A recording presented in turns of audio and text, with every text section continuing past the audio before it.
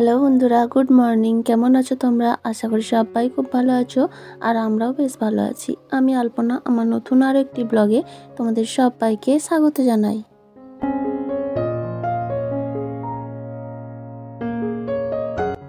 আজকে দিনটা হলো রবিবার আর এখন বাজে ওই সকাল 6:30 মতো।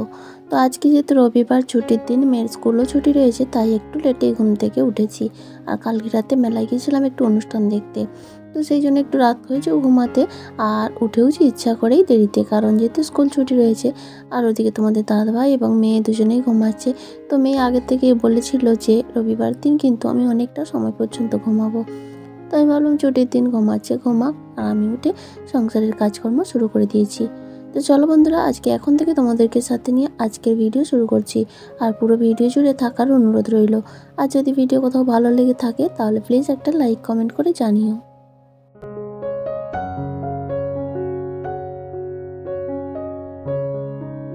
আজকে রবিবার ছুটির দিন বলেই কালকে রাতে বাসনপত্র সমস্ত কিছু ঢিলেমি করে রেখেছিলাম, যেহেতু ছুটির দিন ধীরে সুস্থে কাজ করতে পারবো, চাপ নেই। তো সেই কারণে বাসনগুলো রেখেছিলাম। তো সকালেও নাতা ঝাঁটা সব কিছু কমপ্লিট হয়ে গেছে। আর এখন এই যে বাসনগুলোও ধুয়ে নিলাম। এবার কিছু জামা কাপড় কাচবো। আর কাচার কাজটা আমার রেগুলার থেকে থাকে, মানে বাসি কাজের মধ্যেই পড়ে আর কি। এটাও প্রত্যেক দিন যা হোক না যা হোক কাচার থেকেই থাকে। তো আজকেও সেরকম কেচে নিয়েছি আর এখন কিন্তু প্রেস হয়ে নিয়েছি। আর ভীষণ গরম, সকাল থেকে প্রচণ্ড গরম, তো থাকা যাচ্ছে না। আর সব বাড়ি একই অবস্থা, শুধু আমার নয়। তো যাই হোক, এখন এই যে জামা কাপড়গুলো কেচেছিলাম সেগুলোই মেলে দেবো। আর যা গরম পড়েছে, চা খাওয়ার পার প্রায় চুকিয়ে দিয়েছি। মাঝে মধ্যে খাওয়া চলে, তবে আজকে খাবো কারণ তোমাদের দাদাভাই বাড়িতে আছে। ও উঠেও পড়েছে আবার অলরেডি। এর মধ্যে উঠে ওই মেয়ে দুধ আনতে গিয়েছিলো, এসে নিজে নিজেই চা করে ফেলেছে। তো চলো জামা কাপড়গুলো মেলে দিই।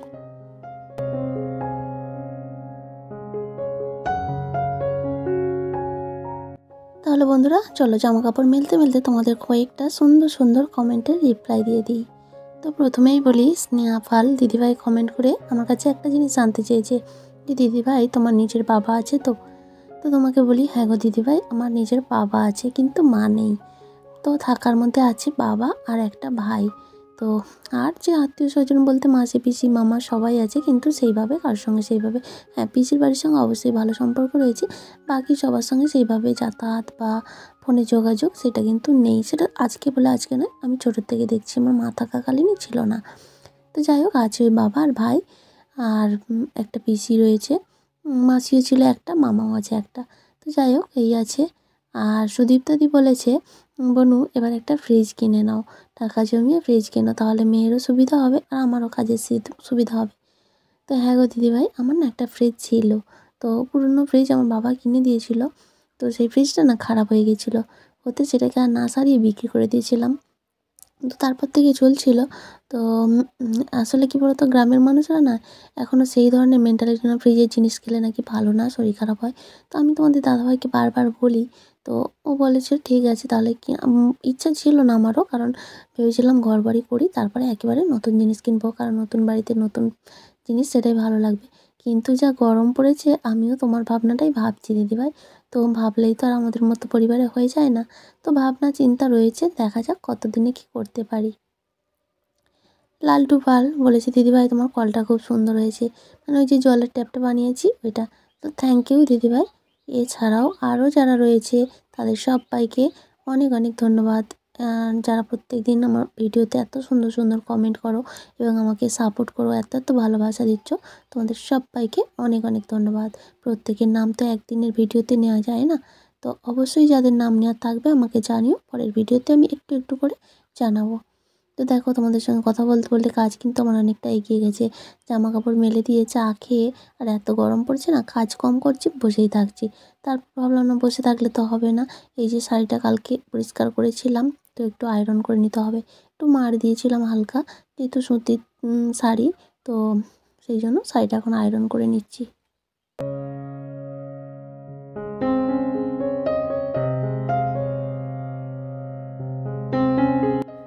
একাকিত্ব মানুষকে বড্ড অসহায় করে তোলে, কখনো কখনো না মানসিক রোগীও করে তোলে। তো যাই হোক, কেন কথাটা বললাম পুরো ভিডিও জুড়ে থাকো, তাহলেই বুঝতে পারবে। আর এদিকে দেখো, আমার শাড়িটা কিন্তু আয়রন হয়ে গেল। আর এবার আছে তো রান্না বান্না করতেই হবে।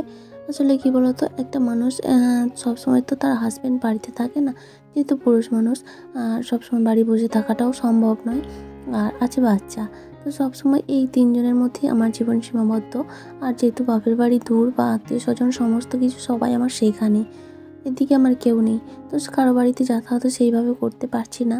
তো বেশিরভাগ সময়টাই না আমার একাকিত্বে ভুগতে হয়। আর শ্বশুরবাড়ির সেরকম কারোর সঙ্গে সম্পর্কটা, সেই সম্পর্কটা পায়নি যাতে ওই একাকিত্বটা আমার ঘুচতে যেতে পারে।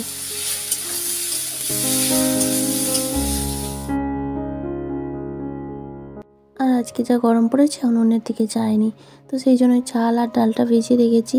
একটু বেশি সময় ধরে ভেজালে ওদিকে তাড়াতাড়ি সেদ্ধ হয়ে যাবে, যাতে গ্যাসটা একটু কম সাশ্রয় হয় আর কি। আর এদিকে দেখো ভেন্ডির তরকারিটা হয়ে গেল। আজকে রান্না করবো ডাল, ভেন্ডির তরকারি, আর এটা করেছি ঘিমা শাক দিয়ে আলু ভাজা। প্রায় দিনই সেদ্ধ করে আলু ভাতের সঙ্গে মাখানো হয়, তো আজ ভাবলাম ভাজা করি। আর জানো তো, আমার মেয়ে আজকে এইটা দিয়েই ভাত খেয়েছে, কোনো তরকারি বা ডাল কিছুই চায়নি। ও কিন্তু এই জিনিসটা খায় না, প্রথমে খাবে না বলছিল, তারপর একটু খেয়ে দেখেছে, তো পুরোটাই ও নিজেই ভাত দিয়ে খেয়েছে। তো যাই হোক, তারপরে চলে আসলাম একেবারে বিকেলবেলা। যা গরম, আর কোনো কিছুই শেয়ার করতে পারিনি। খাওয়া দাওয়া করে একটু ঘুমিয়ে পড়েছিলাম, আর এখন উঠেই যে বিকেলের কাজকর্ম শুরু করে দিয়েছি। মেয়ের আবার গানের ক্লাস রয়েছে, যাবো একটু দেরি করেই, কারণ 4:30 থেকে ক্লাস শুরু করেন স্যার। তারপর গানের তো এক একজন করে হতে হতে অনেকটা সময় লাগে। আর আমার যেহেতু কাছে বাড়ি, আমি একটু দেরি করেই যাই, যাতে সন্ধ্যা হলেও অসুবিধা নেই। তো যাবো আমি 5:30 পৌনে 6টা নাগাদ। তো তার আগে টুকটুক করে কাজগুলো সেরে নিই। এখন বাজে প্রায় 4:30 মতো।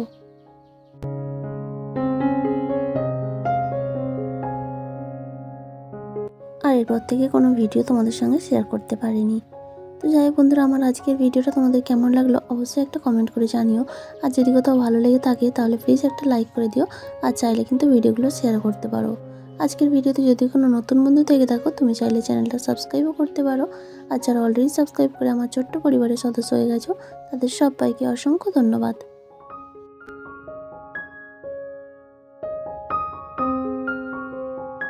শুভ সকাল বন্ধুরা। কালকে ভিডিওটা তো শেষ করতে পারিনি, কারণ কি বলতো, ওই যে বিকেলে ঝাঁটপাট দিয়ে তারপরে মেয়েকে নিয়ে গানের ক্লাসে গিয়েছিলাম।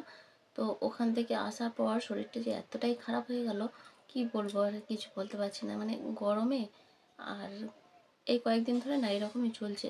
সারাদিন ঠিক থাকি, সন্ধ্যাবেলা হলে প্রচণ্ড শরীরটা, মানে শরীরও খারাপ হয়ে যায়, মনের দিক থেকেও কীরকম একটা হয়ে যায়। তো যাই হোক, সেটা কেন বলতে পারছি না, খুব সম্ভবত ওই সন্ধ্যাবেলা হলে একা একা হয়ে যায়, তো সেই কারণে হয়তো একাকিত্ব থেকে এই জিনিসটা চলে আসছে।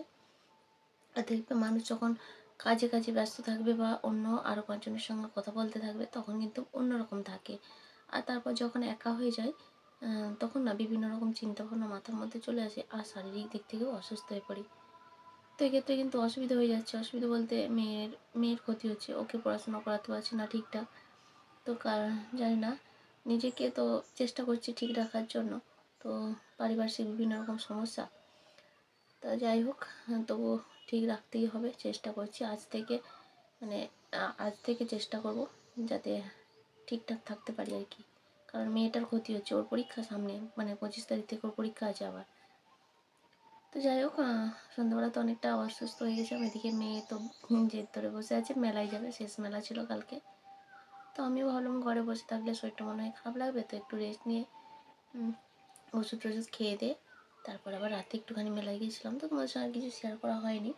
আর সেরকম না, বেশিক্ষণ নয়, তোমাদের দাদাভাইয়ের আবার রাতে ডিউটি ছিল, তো বেশিক্ষণ যেতেও পারিনি, কিছুটা সময়। তো কয়েকটা জিনিস ভাঙা মেলা থেকে কিনে আনলাম। ভাঙা মেলা মানে শেষ মেলা ছিল কালকে, কিন্তু শুনছি আবার আজকে অনুষ্ঠান হবে একটা দিন, আবার এক্সট্রা রয়ে গেল আর কি। তো সেই কারণে ভিডিওটা শেষ করতে পারিনি। তো এখন শেষ করার জন্য চলে আসলাম। আর চলো তোমাদের সঙ্গে শেয়ার করে নিই। আরও কয়েকটা জিনিস কিনে এনেছি, তো সেগুলো সংসারের আর কি, নিজের জন্য কিছুই না।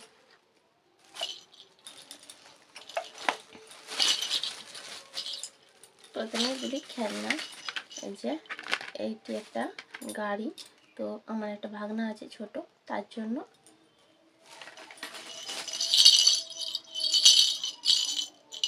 আর এটা একটা ঝুমঝুমি, ওই যে নতুন অতিথি এসেছে আমাদের পরিবারে, নতুন সদস্য, ভাসুরের একটা ছেলে হয়েছে না, তার জন্য মেয়ে কিনেছে, ভাইকে দিলে, ছোটো ভাইকে। তো যাই হোক, এই দুটো খেলনা। তারপরে মেয়ে কি ক্লিপ কিনেছে, তারপরে আরেকটা কী খেলনা কিনেছে, তো সেগুলো রেখে দিয়ে স্কুলে গেছে। আর আমি কিনেছি দেখো একটা চন্দন পিঁড়ি।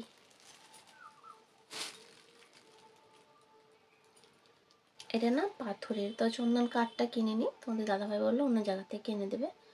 আর এটা আমার ছিল না, কোনো কিছু দরকারে তখন শাশুড়ির কাছে চাইতে হয়, তো ভাবলাম সব জিনিসই আমি নিজে নিজে করছি, তো এটা আর কেন বাকি থাকে, তো একটা একটা করে সবই আমি করে নেব। তো এই যে এটা নিয়ে নিয়েছি, এটা পাথরের একেবারে, আর চন্দন কাঠটা আনা হয়নি, ওটা পরে নিয়ে নেব। এটার দাম নিয়েছে 60 টাকা। কেমন হয়েছে কমেন্ট করে জানিও তো। আর এই 4টে কাপ কিনেছি, কাপ কিন্তু আমার আছে মোটামুটি, তবুও কী বলো তো, মেলায় গেলেই আমার শুধু ইচ্ছা হয় সংসারের জিনিসপত্র কিনতে, কখনো সাজগোজ বা অন্য কোনো কিছু কিনতে আমার ইচ্ছা হয় না বা কিনিও না সেইভাবে। যা টুকটাক জিনিস কিনি সেগুলো সংসারের জিনিসই, আর বাচ্চা আছে ওর তো খেলনা, ওর জিনিসপত্র ওগুলোই কিনতে হয় আর কি।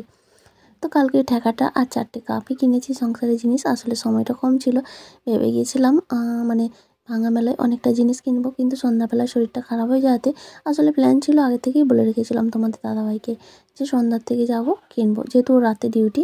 কিন্তু ওই যে সন্ধ্যাবেলা শরীর খারাপ হয়ে যেতে আর যেতে পারিনি, তো যেতে যেতে প্রায় 10:30 বেজে গেছে, আর ও তো ডিউটি যাবে 11:30টার মধ্যে।